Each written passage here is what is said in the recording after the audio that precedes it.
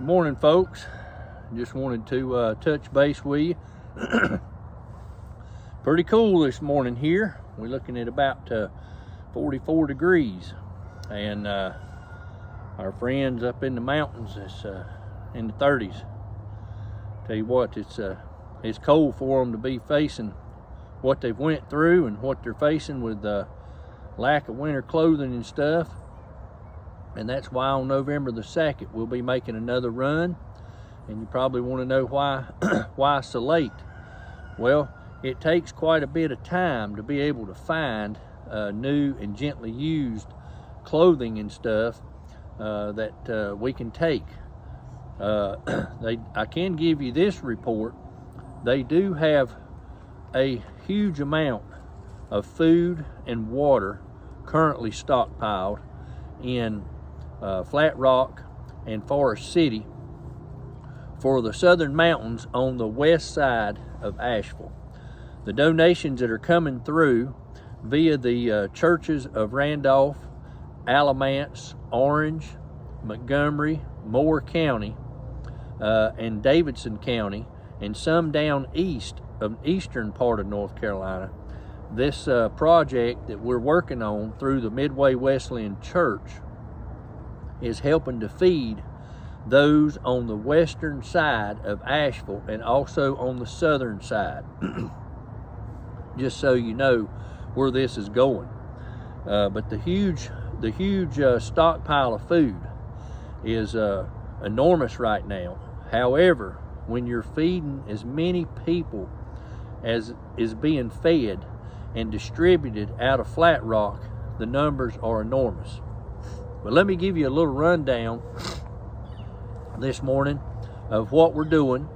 Like I said, on November the 2nd, we're getting ready to go back up and deliver winter clothing. We're also going to take some items with us, more food, canned foods, perishable foods, and baby items, diapers, wipes, formula, that type of thing. That stuff we want to continue to send. But they've also asked for a lot of winter clothing, and that's for men, women, and children. And that's new coats, sweatshirts, gloves. People in the south call them toboggans. People up north call them knit caps. I want to clarify that. Somebody said, what is a toboggan? Well, in the south, that's what we call it. But we need that for men, women, and children, all sizes. They need new underwear and new socks for men, women, and children. Folks, some of these people in the mountains have not had a shower since this hurricane came through. There's still a rescue effort going on. And your food donations and water donations and other supplies that's been supplied, the ibuprofen, the aspirin, the Tylenol, all that stuff is being utilized. Not one thing that's being sent is not being utilized. Just so you know, there was a supply line that finally made it into Burnsville. I'm sure you're familiar with the pack mules. Well, guess what? All this food and stuff that's going into Burnsville out of the Flat Rock Church is assisting that team and assisting those folks up there. There's still a push to get back further into the mountains where these people have not been reached, and to check on them. A lot of these old gravel roads and things are privately maintained. It goes back up in these hollers and stuff, and people's having a rough time being able to find these folks because you may come down an old private road that's made, old wagon road that was maintained and gravelled and so forth, and they got to get down to a state maintained road. But before they can get to a state maintained road, they may have had to have 2 or 3 privately owned bridges that covered over the branches and the streams to get to the state road. Well, all these things are washed out, folks, including the state roads and the major roads. And at last count, if you saw the last video, is looking at 850 bridges that's got to be surveyed. And those are expected to be damaged, or even missing. So there's a huge list of just bridges. And then you've got to consider all of the roads that have been washed out that may not even be in an area where there is a bridge at. So you got all of that.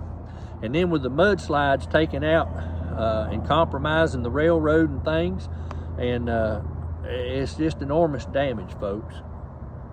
But let me tell you how the supply line is working. The supply line's coming in from the south. It's leaving and coming in by the south, up 85 or down 85 through Charlotte, and coming up through Shelby.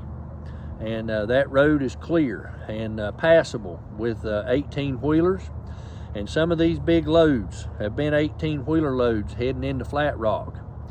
Well, from there, that supply line is getting into Canton. Canton was under an enormous amount of water up there. I've heard figures up as high as 27 feet that the river got out.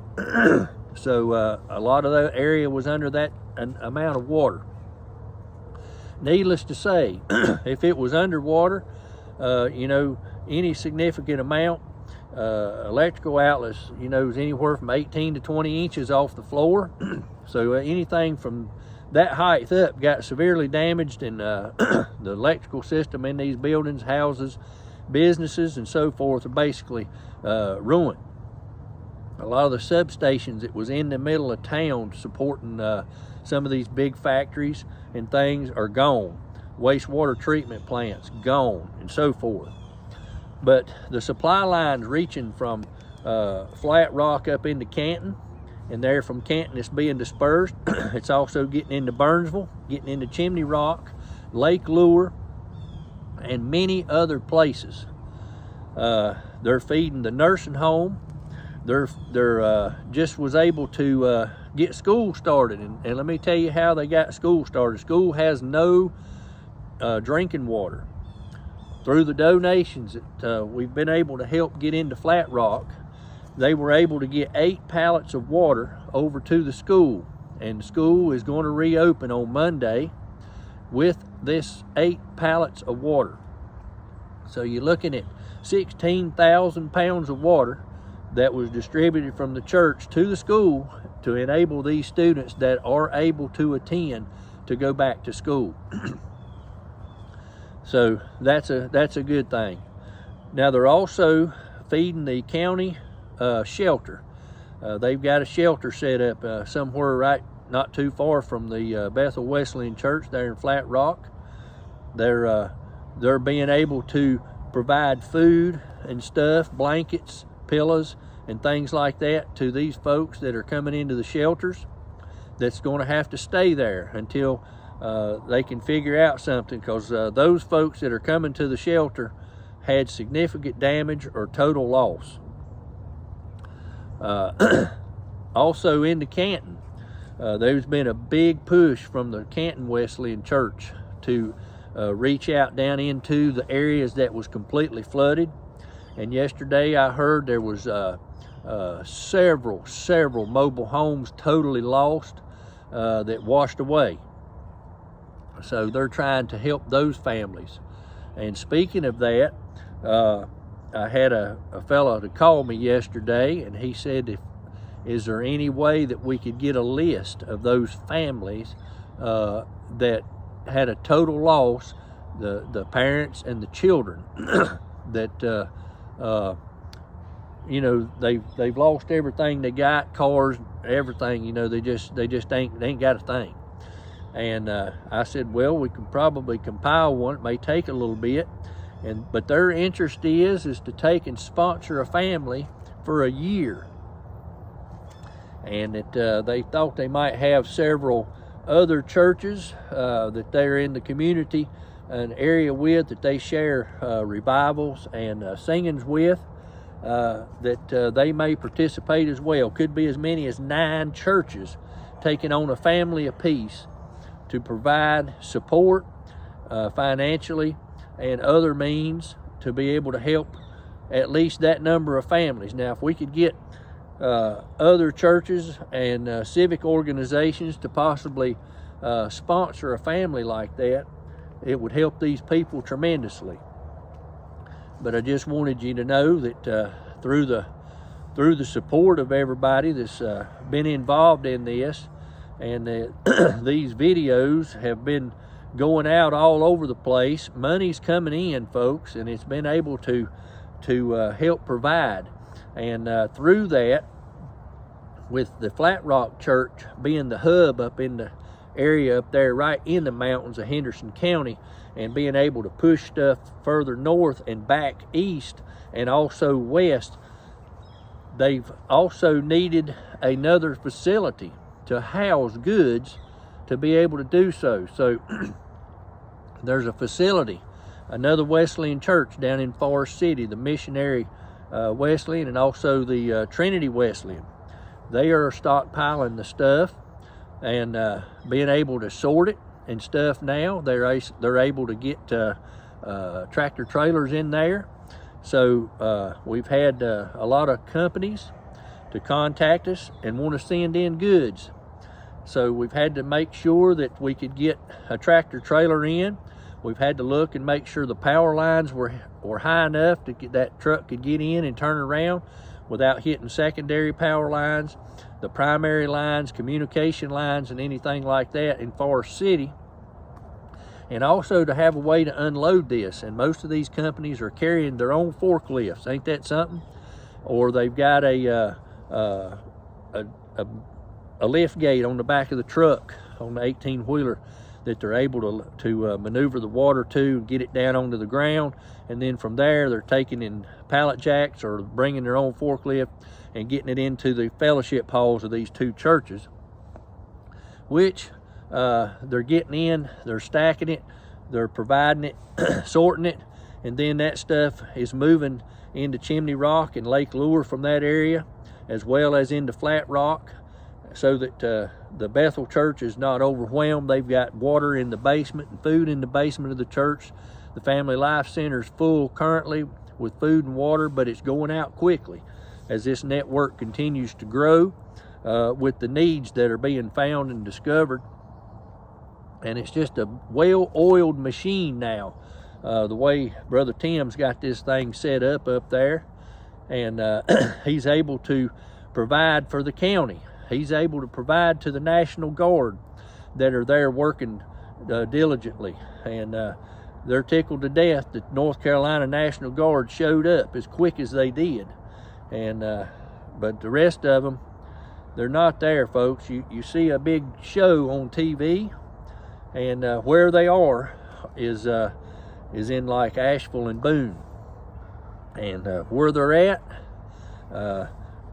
it's bad that they're starting to shadow ban anything. If you mention these organizations, they're starting to bring the information down where it's not viewed. So I'm gonna go by the phonetic alphabet and tell you exactly who it is, and that way it won't be picked up by this AI stuff they got. But it's Foxtrot, Echo, Mike, Alpha. You take the first letter of those words and you'll know who I'm talking about. But a little story about that. I've talked to the head of the North Carolina West District, and told me that the church in Old Fort was heavily damaged with mud and water into the air conditioning units and such, and they went in and cleaned the mud out. It basically, the mud that flowed in so hard and so fast blew the doors of the church and the fellowship hall open and got the mud inside. They've cleaned the pews out, got the mud out, got the subflooring up, the carpet out, and they was needing a dumpster. And they had a lot of people there working on the church. So anytime you have contractors and work going, you got to have a porta-john and a dumpster. And he said the people coming through the area was just very gracious. They was bringing food. They had 30 or 40 people there working on the church, fellowship hall, and so forth. They had porta-johns and dumpsters ordered, and then come to find out they was taken and by the Foxtrot, Echo, Mike, Alpha group, and they took and confiscated the orders, so they're no longer available for people to get that needs it to do the cleanup.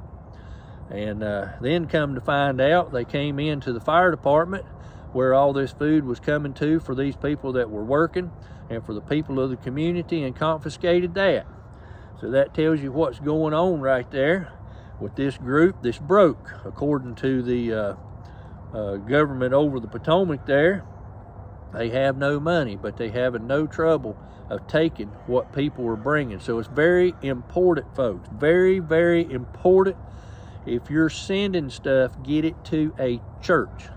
They're getting it, they're taking it if it's going to a fire department or a school or a health department or any place like that that's county, state, or federally funded. It's being taken, folks. I'm just going to tell you like it is. It's being taken, and who knows where it's going. And they're not doing anything. They're not visible, but they are creating obstacles for people to get help. Enough of that. We want to get back to the positive stuff of how your stuff is making it and how it's being distributed. But with this stuff coming in, we've got a full load at Forest City, which is helping get it into Chimney Rock and Lake Lure quicker than it was out of Flat Rock because of the way the stuff's having to travel. But I just wanted to let you know. Oh, and another thing. Here was another thing. There's been a group of kids identified that more than likely not going to have a Christmas this year. And that's just how they put it. They've had pretty much total loss. And we got a call yesterday that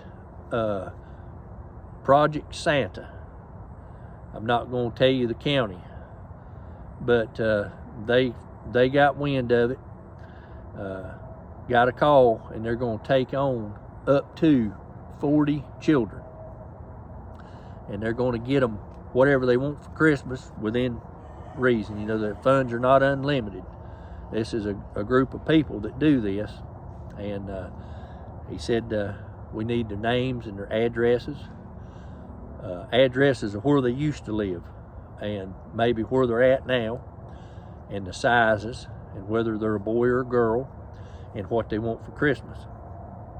And so we working on getting that information right now, and it sounds like there's going to be quite a few of them, and this is just the ones that are known currently out of Henderson County, and possibly up in Canton. I'm not sure what county Canton's in. It may be in Henderson as well. I have not checked.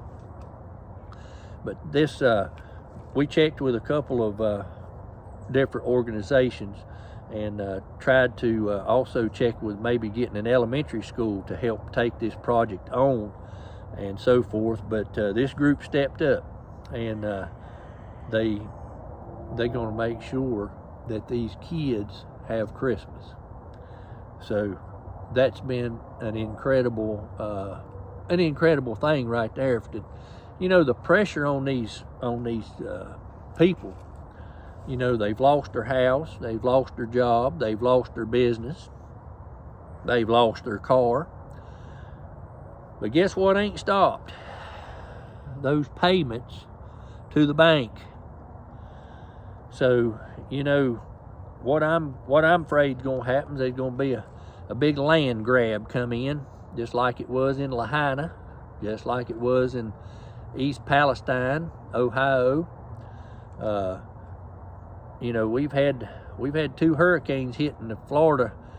Florida's got 2 in 2 weeks, and this one come up and just destroyed North Carolina. You know, whoever had heard of having to have flood insurance in the mountains? I asked the feller that was already dealing with the insurance at the church. I said, how's the insurance going to pay this out? He said, they're not. He said, if the structure's damaged, he said, this is going to be a total loss. And he said, it would probably be better for us to bulldoze the church and everything, and sell the land and move it to a higher location and away from where we're at, so people can have something because it's going to be a total loss. He said the insurance company said they wouldn't pay it because the earth moved. Now, you know how this is working. They want all that money. They want that insurance money, want that premium paid when it comes time for them to pay out for something that's totally, just totally bizarre, 500-year flood type thing. And this was more of a mudslide than anything. It came in, washed all that mud into Old Fort, but said the earth moved, so they wasn't going to pay. So if the foundation's damaged, they had one estimate that it might take 200,000, 100 to 200,000. Let me get it straight: 100 to 200,000 to repair the foundation. And that's just the foundation. That ain't counting all the sheetrock and the flooring and all that stuff that's got to be done, heat pumps and all that. So it wouldn't be worth it for a building that was, nearly 90 to 100 years old, but it was well built facility, and so forth. But they're already, coming up with every excuse in the world not to pay. And then you got these people that own these houses and stuff that are gone, and they had mortgages on them. What's going to happen? You know what's going to happen? The banks are going to wind up with the land because the people can't make the payments on something they ain't got because they hadn't got a job or a vehicle to get to a job. It's really bad, sad situation, folks. It's going to be a land grab, whether the banks get it or investors come in and get it. So pray for these folks. And I've also got another list of some needs that is needed, and this list consists of they needing hazmat suits, rubber gloves, N95 mask. They're needing tools like shovels, rakes, 5-gallon buckets. There's a lot of stuff on that list: generators, batteries, flashlights, just stuff like that. And it's moving more, folks, toward recovery now. Just by listening to that list right there tells me that there's a lot of bacteria now coming in, that's creating a problem. And they're still pushing, folks, for a rescue for these people back up in the hills that they've still not been able to get in contact with. But just seeing that list, needing that stuff, tells me that there's more recovery going on. Now, I want to also tell you, folks, if you're thinking about going up to help, first of all, you need a contact. They're going to start cutting back on letting the amount of people in that's coming in to help. There's a lot of people wanting to show up, a lot of people, and we appreciate it. A lot of people gung-ho on wanting to come in up there. But let me tell you, if you're not experienced in this type of stuff, now, it's dangerous. I'm gonna tell you it's dangerous, and people ain't thinking about it. But a lot of these houses and stuff, just like everywhere else, they was built in the 40s and the 50s and the 60s, and they got asbestos in them. Well, when these houses broke up and everything scattered everywhere, you got just this one particular thing that you can talk about is asbestos all over the place. It's in the rivers, the creeks, the streams, all the estuaries, all the tribe branches, anything you want to talk about, in the streets, everywhere. You got to think, folks, all these skid steers going through, clearing the debris just off of the road and piling it up. Eventually, all this stuff dries. Then you got all this dust. Well, now you're breathing all this disturbed asbestos fibers that are now in the air. That's just one thing.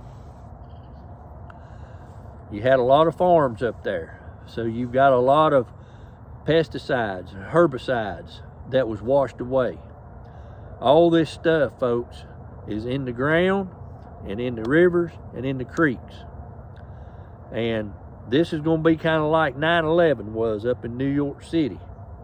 A lot of people that worked done these rescues and recoveries are now suffering with lung diseases, cancer, and all kinds of stuff.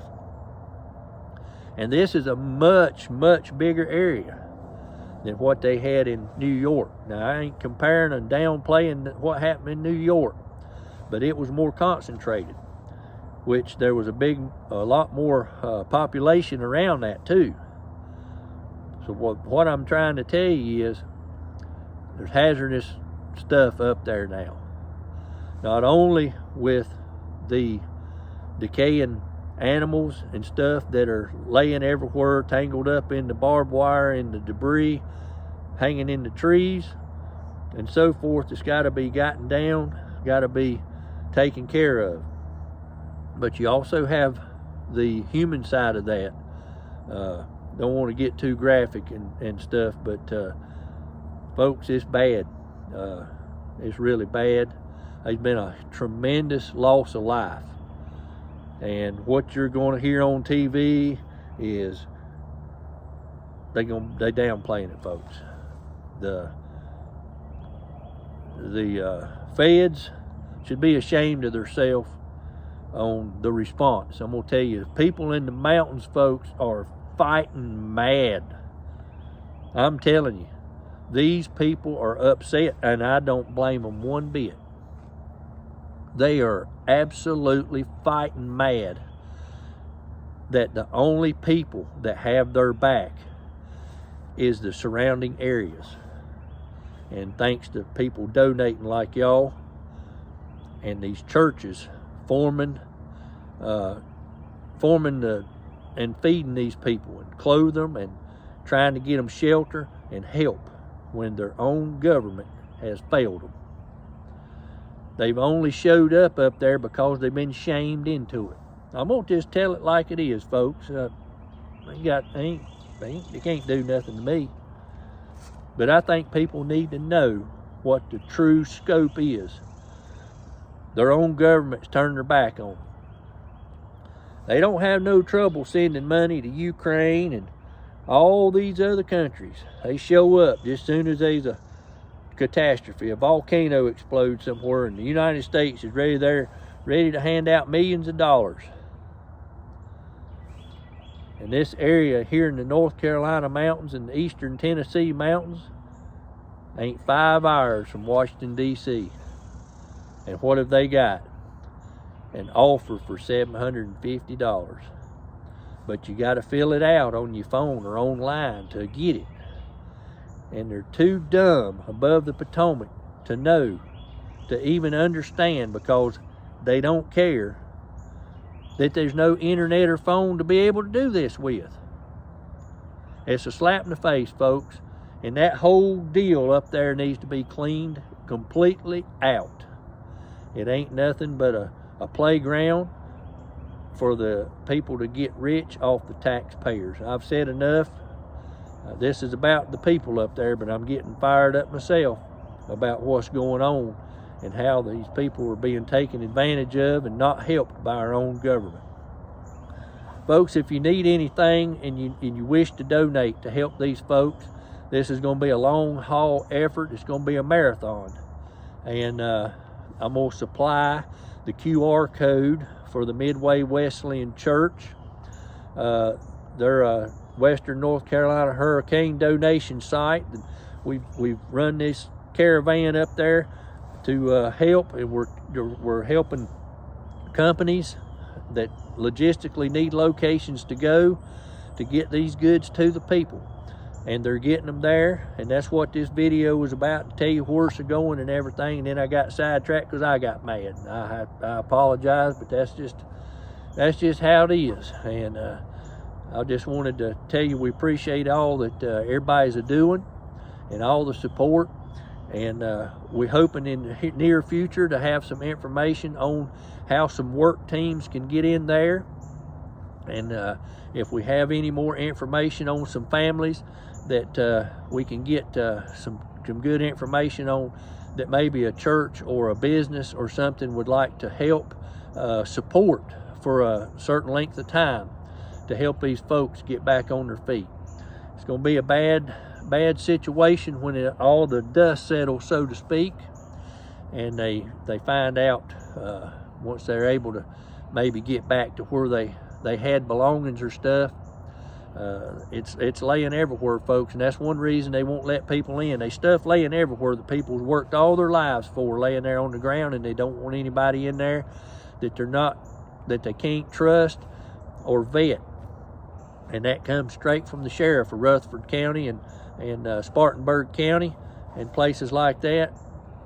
If you're going in to loot, it's not going to be good for you, folks. These people are fighting mad. They've lost everything. The sheriff's department ain't got time to fool with you. You may just be out of luck yourself if you try that stuff. So if you're going to go in and work, take the advice I give you. Make sure you're well equipped with your own rubber gloves, your own respirator, all this kind of stuff. It's going to be dangerous. And just think, all this dust and stuff's going to settle on your vehicles and stuff. And, you know, you may take some of that toxic stuff back to you. Even the water's toxic up there, folks. The rivers and the streams, you can take a stick and poke it down into the creek bank, creek bed where the water's running, right there, right a foot and a half offshore. And when you do, it looks like you walked up to your farm pond and poured some gas in it, and you just see all these colors and stuff come out on the surface of the water. That's what every creek and river and stream up there is doing right now, folks. So the water's even toxic. So if you're getting in the water to clean the water up, pull debris out of the water, you better have you some waders on, and you better make sure the water's clear so you can see what you're standing on.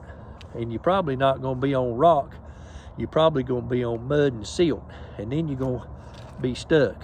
And you don't want to get in there and fall and get your hip waders filled up with this toxic water and you drown. So make sure you know what you're doing. If you're going, you have a contact, and don't go anywhere in there by yourself for no means whatsoever, because you can get hurt real quick, stuck in all these cables and stuff that's watered up like spaghetti, and getting yourself a bad situation in the water and drown. I appreciate you watching us this morning, folks. Sorry about getting on my little tantrum there, but I'm fired up as well. I think about everybody in the state in the same boat. We all fighting mad about how these people are. I got kinfolk up there, people, and you know, it's bad. It's bad, and just don't like the way they're getting done. Thanks for watching this morning. Y'all have a blessed day, and remember, if you need to donate, I'm gonna leave that QR code. I'm gonna leave some other things in the description of what they're needing, and that way you'll be up to date. Y'all have a blessed day.